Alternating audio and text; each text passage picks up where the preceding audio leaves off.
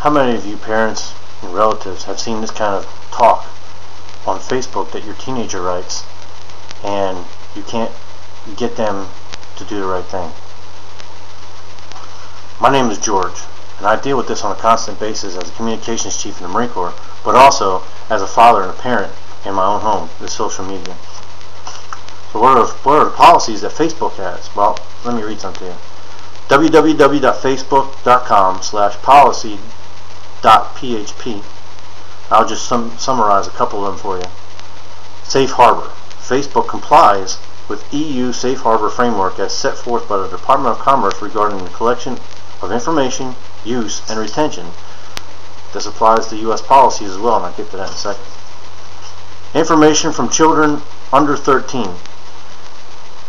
If a child under 13 tries to apply for a Facebook page, Facebook finds out, they will go ahead and delete that page for you. Parental participation. Facebook strongly recommends teenagers to get their parents' permission. They encourage parents to teach their children about the safe internet practices. 13 is the legal age in Europe. So the United States basically jumped on the bandwagon with that age, and parents are now having to deal with that issue here. Why does Facebook privacy have a problem?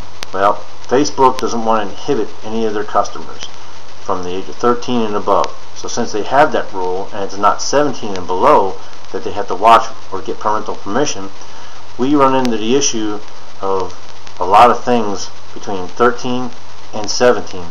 12 and under, they have to have parents' permission, so they'll have controls, but 13 to 17 they do not. So they feel that trying to infringe upon their rights, those between 13 and 18, is illegal. So again, I feel it's a money and an advertising thing.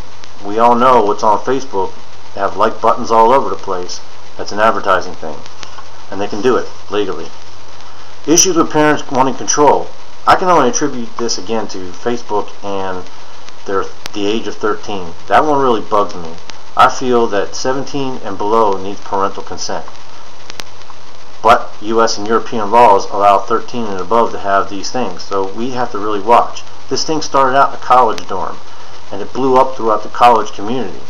So the owner at that time sent it and made it global. Not a bad thing once you get used to it. So what are the dangers that are inherent to this Facebook and the parental controls? Well, predators, number one. That's my biggest thing. As a father, knowing how some things have gone here and there are too many people out there that want to be either older or younger than what they are. They have their group they're trying to target, and they're going to do what it takes to get that target. There are websites in the state that will tell you about predators, what to look for, who they are. Parents need to really be on their toes when it comes to all that. Predators is the big thing. Lack of social interaction. This is another one. That physicality between people, we're losing that. Kids are losing that. And we need to make sure they get back into it, or we're going to have drones on our hands. Knee-jerk reaction to posts. Every one of us has seen these back and forth time and time again. You write something, you put an emotion counter, you put an exclamation point, and you figure that the other person on the other end is going to get the content with which the emotion you're trying to put into it. A lot of times that don't happen. The opposite actually happens. When you think you're saying something, try to prove a point, they think you're mad at you. And back and forth, and you never figure it out because you don't pick up the phone, you don't call them, you don't get face to face with them and say, hey, what was that all about? That again gets to point number two, the lack of social interaction. No remorse to their postings. So if they put something out there that's wrong, that's bad, that's rough around the edges, it doesn't seem to faze them. They don't care. They don't say I'm sorry. And that's where we're really getting to. So how can we better this and keep our kids safe? Well, one thing to look at is better controls. Okay? And then better controls, better privacy policies. Now Facebook is not going to change their policy of the age of 13. So how can we do it? Well, as parents we need to be more assertive. These are our house. It's not the children. You paid for the house. You bought the house. You have it. You set the rules. They break the rules. then you punish them for them rules. Being more assertive. Question your kids and their so-called friends, quote-unquote friends, and find out more about them. Most of the time, kids are alright, but you'll find if your child is talking to someone that they don't want you to know about, that could be the dangerous part. Could be a predator. More parent-friendly policies, which will help keep parents to understand their kids and help with their discipline. Now, that's a big point, because kids will still try to hide things, still try to get things over on parents. So again, we get back to being assertive. You've got to be assertive with your kids. You've got to help them understand. Teaching and preparing our kids for the correct way to act in public and online, and hope they listen. You know, it's one of those things to say some things, hopefully it stays in their brain housing group to go ahead and keep on going. But you have to set the rules and you have to follow through with the punishment. If you don't, that's when you get into trouble. So you prepare them for the social media. It's going to be here to stay. We know that. I'm in the communication business. I see it. I know it's here to stay. So we have to embrace it and move forward. So keep them in contact with their friends. Get them out. Get them to the theater, get them to the bowling alley, skating rink. Some of those things we used to do as kids. Get them out. Have them play with their friends. School projects. Show them the dangers and make sure they stay aware of those dangers. Again, predators are the biggest thing. I can't tackle that enough. Predators are the biggest thing to me. Now that we have tackled the policy problem, let's go ahead and take a look at what the future actually holds for us and our kids. Well, visualize, if you will, the future with the social media. I mean, we've all seen Star Trek and seen some of those futuristic movies, and how computers talk to humans and vice versa. Well, Facebook and other social media are here to stay. It's very popular, okay? But again, we get that less physical contact. We got to keep our kids engaged. And there's no fear of retribution when talking through the computer. I can sit here right now and tell people off, and I could really care because you're not here. That's what we're trying to get away from. You get someone face to face, it's hard to say no sometimes, but it can still happen. So teaching, what will this lead to? Well, this class, public speaking, we're teaching online. And this, I feel, is a great forum because you're seeing me speak.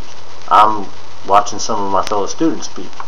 Okay, and that's what we want to do, is show ourselves so each of us can help grade each other on our speaking and help us get better. Well, will it still continue to help? If we use this media, it will. But if we go and be drones and type everything, I don't see the benefit in that. So will all teaching be online and emotionless? That's a question we really have to ask each and every one of ourselves. This is not. You see me speaking. You can then tell me how things are going, how I'm doing, what I should do better. But if you're just going to continue to type everything, well, maybe I'll do a video corrective criticism on some of the students. Maybe that would be pretty cool. But there is no sense of history for our kids when they're doing all this stuff. You get your knee-jerk reactions to these posts without full knowledge of the post. Okay? They'll say something that was ignorant or wrong, and the other person don't know really what the facts are, and they attack. It goes back and forth. I've seen that already quite a few times, and it really gets ugly trying to clean up. There's no educated research when these things are happening. They don't go. Snoops is a big one.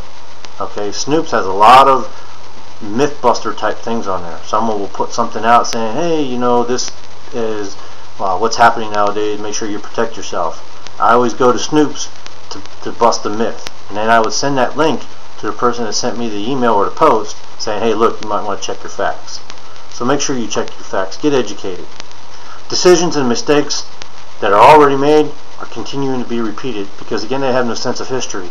They don't go back and look at, hey, was this a problem before? How can we fix it? What was done to fix it the last time? And the learning process is undermined. Can't express that enough. We want to learn. We want to make sure that things go right. Well, sometimes they don't happen. So the consequences are more foreboding with quick and up-to-minute reactions. So you have to really prepare yourself for those kinds of things, especially with your teenagers, because they think they're quick. They'll go ahead and snap a comeback at you real quick. And if you don't know, you're left behind. So lack of social interaction, not spending enough time with their own kids of their age, their friends and everything, will then inhibit what they're going to do when they get older, right? And they're a hindrance of social growth due to teenage double talk. Again, you know, they'll say one thing, you try to come back on, and then they'll say, no, I didn't say that, or they'll try to double talk their way through some things. It's happened to me on quite a few occasions. So in conclusion, more responsible adults make better decisions. Now, these are children. They don't make all that great a decision. We have to make sure that we're helping them make those good decisions so they don't get hurt. So social media, it's a fantastic tool, and when used correctly, can be a very good thing. You have your news media, up-to-date stock quotes, you get information about health, you name it. It's a great tool, but it's only one tool in our social toolbox. Okay. To many of our younger generations, they're shying away from the physical contact, and they're using the social media.